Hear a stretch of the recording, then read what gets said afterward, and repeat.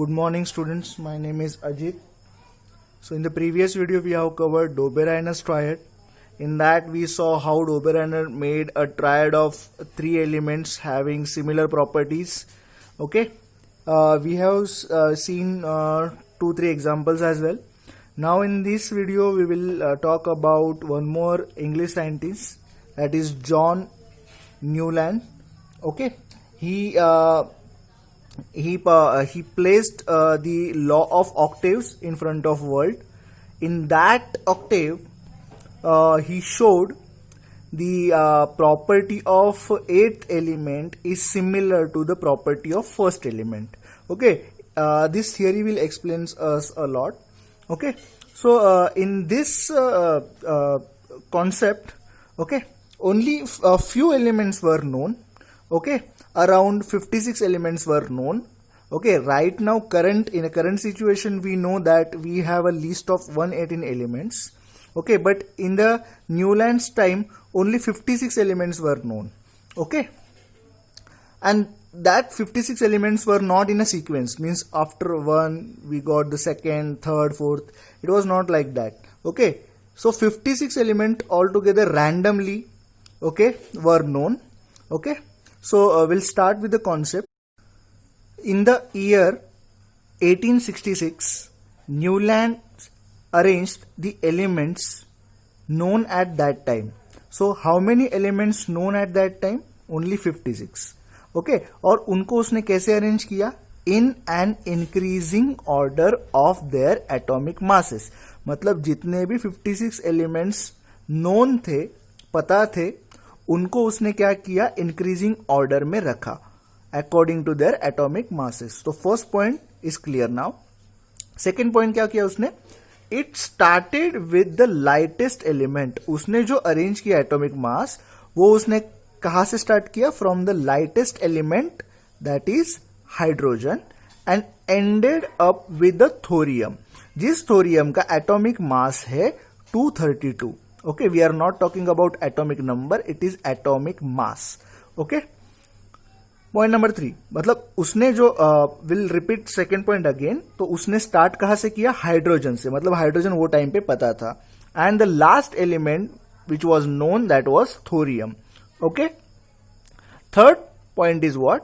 He found that every eighth element, अगर वो sequence से अगर अरेंज करे ऑल अराउंड 56 एलिमेंट्स, तो 56 एलिमेंट से अगर वो फर्स्ट से स्टार्ट करे और एट्थ एलिमेंट तक पहुंच जाए, तो eighth element had the property similar to those the first. Okay, मतलब एट्थ एलिमेंट की प्रॉपर्टी फर्स्ट एलिमेंट से मैच करती थी. ओके, ये टेबल में will explain how it is. Okay, for example sodium is the eighth element from lithium. तो यहां पे अगर ये टेबल आप चेक करोगे, तो दिस टेबल इज बेसिकली, ये थर्ड पॉइंट के पहले हम लोग ये टेबल डिस्कस करते हैं. This table has 7 columns. Okay, and यहां पे 8 रो है, बट एक्चुअली मैंने यहां पे 8 रोज डिजाइन नहीं किए हैं, बट कंसिडर यहां पे 8 रोज है एंड 7 हॉरिजॉन्टल कॉलम्स है. Okay, and these are the musical notes. Okay, according to Western, do, re, mi, fa, so, la, ti. These are the Western notes, and in Indian, sa, re, ga, ma, pa, dha, ni. These are the Indian notes. So these are considered as a columns, and these are the known element at the Newland's time. Newland's के time पे जितने known elements थे यहाँ पे उसने place किए थे according to the atomic masses. So this is the first element, that is hydrogen. Starting from hydrogen, now it is lithium, beryllium, boron, carbon, nitrogen, oxygen, and so on. He arranged up to thorium. Okay, in the third point we were discussing about, Newland found that every eighth element had a property similar to those of the first. Okay, matlab if we consider sodium is the eighth element, so this is the eighth element, and if we go reverse, then fluorine will come as a 7th, oxygen will come as a 6th, nitrogen will come as a 5th, carbon 4th, boron 3rd, beryllium 2nd, and the lithium is the first one. Okay, so the sodium, which is the 8th element, showing the similar property to that of the first one, that is a lithium. Okay, so here the example is given. Sodium is the 8th element from lithium and both have similar properties. Means what? Sodium and lithium both are metals. Okay, both are having one electron in their outermost orbit. Okay, so these are some common properties which are similar. Okay, then after he also the magnesium shows the similarity with the beryllium. So this is the beryllium, this is the magnesium. If we consider magnesium is at 8th position, so if magnesium is on 8th position, so sodium will become on sodium is on 7th, fluorine is on 6th, 5th, 4th, 3rd, 2nd and 1st position. तो beryllium is on a 1st position, magnesium is on a 8th position. तो ये दोनों का property is similar. Same way if we check for the chlorine, if we consider chlorine 8th position पे है, तो 8th, 7th, 6th, 5th, 4th, 3rd, 2nd and 1st. तो यहाँ पे जो है वो फ्लोरीन है. तो क्लोरीन का एंड फ्लोरीन का properties are similar to each other. Okay, so these are the example points which he has given, okay, as a proof. And the 6th point is what? It is very interesting. He called the similarity observed in the 8th and 1st element as a law of octaves. तो उसने क्या बोला कि ये सभी का conclusion यहां पे है कि ही कॉल, उसने इसको क्या बोला कि 8th एलिमेंट का प्रॉपर्टी 1st से मैच हो रहा है. तो he call the similarity observe, उसको जो सिमिलैरिटी ऑब्जर्व हुई in the 8th and the 1st element as a law of octave. तो इसी कॉन्सेप्ट को न्यूलैंड ने लॉज ऑफ ऑक्टेव का नाम दिया. ओके, बट ये लॉज ऑफ ऑक्टेव्स के भी कुछ लिमिटेशंस थे that will discuss. Okay, but you have to note this table, you have to by heart this table very well. Okay, we'll discuss the limitation in the Newland's octaves now. So here I have the list of limitations of Newland's octave. Okay, this is also one of the important question which will come for the board exam. Okay, for 2 marks they will ask. So let's check for the limitations now. Okay, we have 5 points ready with us. So go for the first point. Let's go. This law was found to be applicable only up to calcium. Okay, so we have table ready with us. Okay, in that you can see the calcium is present over here. So ये जो law था, law of octaves, ये जो law था, it was applicable only up to calcium. मतलब ये law only calcium तक follow हुआ. उसके बाद जितने भी एलिमेंट्स थे उसके लिए ये रूल प्रॉपरली फॉलो नहीं होता था. Okay, so that is one of the limitation. मतलब कैल्शियम के प्रॉपर्टी मैग्नीशियम से मैच करते थे, but the thing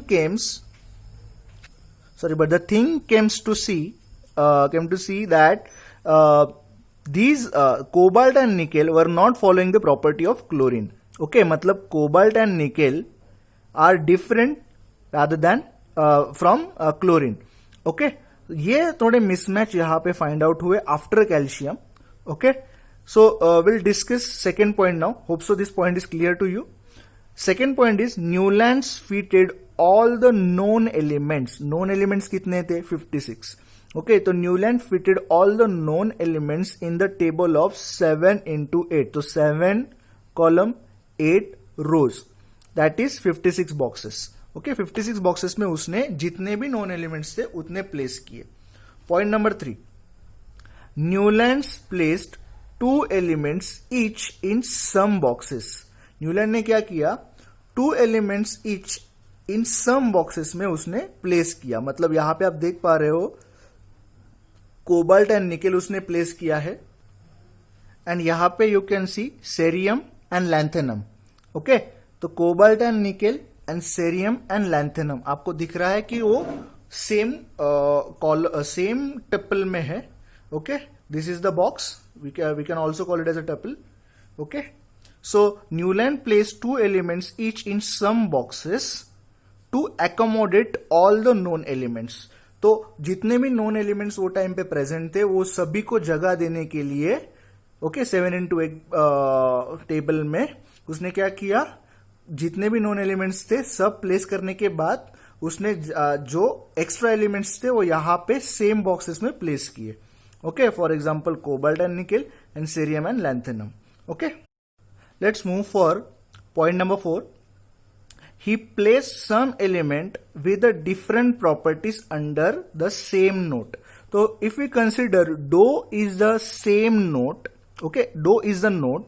Here hydrogen, fluorine, chlorine, cobalt, nickel and bromine should show same property, because if you see for chlorine, fluorine is a first element, तो chlorine 8th element हुआ, और यहाँ पे fluorine अगर 8th है तो hydrogen first है, और according to laws of octave first and 8th element shows similar property, right, और उसी के वजह से उनको सेम नोट में डाला था, राइट. बट यहां पे क्या है ये पॉइंट में, ही place some elements with the different properties under same note. मतलब अगर आप डो भी कंसिडर करो, डो का नोट, तो यहां पे अगर क्लोरीन हैलोजन है, हैलोजन क्यों है, मैं यहां पे नोट डालता हूं, हैलोजन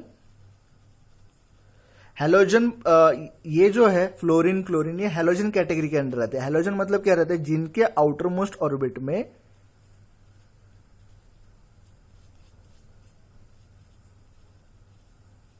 7 इलेक्ट्रॉन्स रहते हैं, जिनके आउटर मोस्ट ऑर्बिट में 7 इलेक्ट्रॉन्स रहते हैं. देखो ये क्लोरीन का इलेक्ट्रॉनिक कॉन्फ़िगरेशन है, आउटर मोस्ट ऑर्बिट में 7 इलेक्ट्रॉन्स है, और फ्लोरीन का है 2,7, राइट. तो इसके आउटर मोस्ट ऑर्बिट में भी क्या है 7 इलेक्ट्रॉन. तो जिसके भी आउटर मोस्ट ऑर्बिट में 7 इलेक्ट्रॉन रहते हैं, या फिर रादर हम लोग बोलेंगे कि उनको ओनली 1 इलेक्ट्रॉन की रिक्वायरमेंट रहती है, ओके, 1 इलेक्ट्रॉन उनको लेना रहता है, तो वो कैटेगरी को हम लोग बोलते हैं हैलोजन कैटेगरी, ठीक है.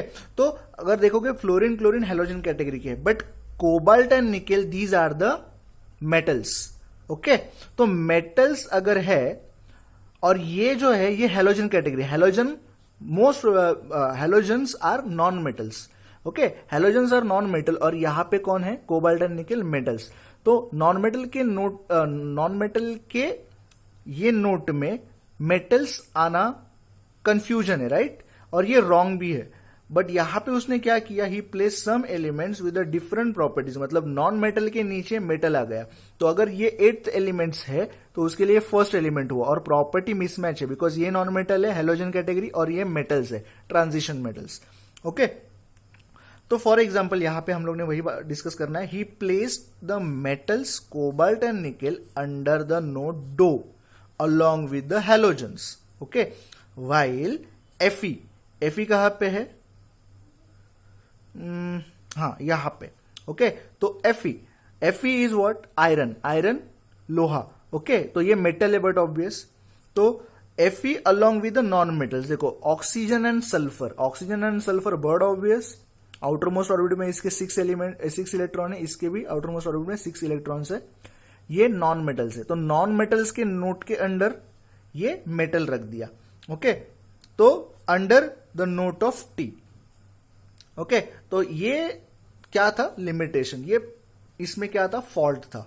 Now will move to the last point, last limitation, that is also Newlands octave did not have provision to accommodate the newly discovered element. मतलब अभी तक तो हम लोग को 56 एलिमेंट्स ही पता था, राइट, बट इसके आगे भी न्यू एलिमेंट्स आने वाले थे. तो वो एलिमेंट्स को कहां पे एकोमोडेट करे, मतलब कहां पे प्लेस करे, उसके लिए उसने कहीं पे भी जगह नहीं छोड़ी थी, right. So Newlands octave did not have a provision, उसके पास वो सोल्यूशन नहीं था कि how to accommodate newly discovered elements. Hence the properties of element discovered later on did not fit in the Newland's law of octave. Okay, इसलिए जो कोई भी elements after later on जो कोई भी discovered हुए, okay, they were not getting fit into the table which Newland has designed and named that as a law of octaves. Okay, named that concept as a law of octave. तो वो ये table में match नहीं हो पा रहे थे. So these are the element, these are the limitations, okay. So hope so you understood the Newlands law of octaves and the limitation in the Newlands octaves, okay. You have to by heart this because these are the 2 important questions which may come for the board, okay. And in the next video we will start with the Mendeleev's periodic table. Till the time, thank you, bye bye.